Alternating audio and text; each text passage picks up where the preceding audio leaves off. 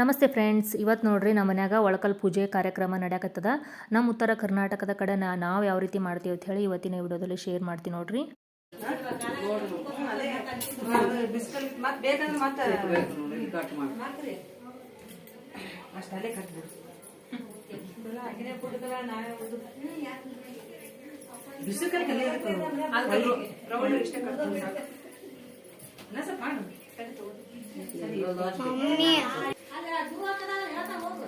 ಏನು ತಿನ್ನೋದಿಲ್ಲ ಬಿಡೋದಿಲ್ಲ.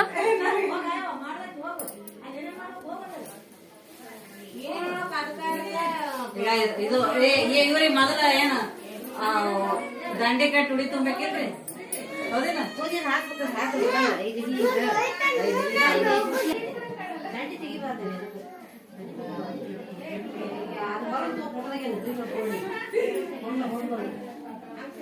ಅವ್ರು ವಿಡಿಯೋನ ಮಾಡಿದ್ರಲ್ಲ, ಅವರು ಬರೀ ಫೋಟೋ ತೆಗೆದು ಹೋಗಿಲ್ಲ ಅವರು.